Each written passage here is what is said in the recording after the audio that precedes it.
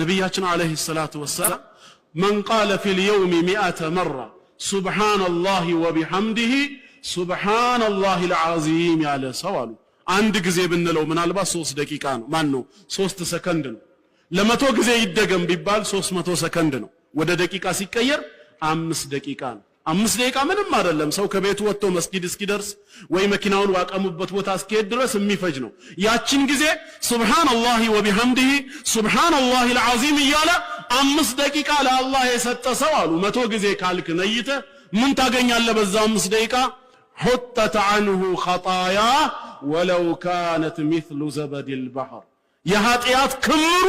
እንደ ባህር አረፋ የተቆለለ እንኳን ቢሆን አላህ ይሰርዝለታል አሉ እንደ ባህር አረፋ የተቆለለ ወንጀል በ5 ደቂቃ ዚክር ከልብ ነይተ ለአላህ ከሰጠህ ወንጀልህ ይማራል 5 ደቂቃ የለንም ዛሬ ፌስቡክ ምን ያህል ነው የምንጠቀመው እዛው ሴቲንግ ውስጥ ብንገባ ምን ያህል ዳታ እንደተጠቀምን ሰዓቱን ይናገራል እስቲ ዛሬ ፌስቡክ በ24 ሰዓት ስንት ሰዓት ተጠቅመናል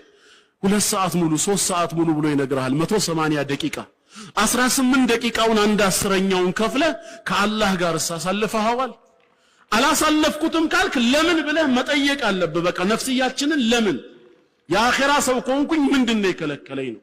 ስለዚህ ወንድሞች ኢስቲግፋር እናድርግ በስተመጨረሻም አንድ ሐዲስ ልንገርና ሰዓቱ ስለሌለኝም ላቁመው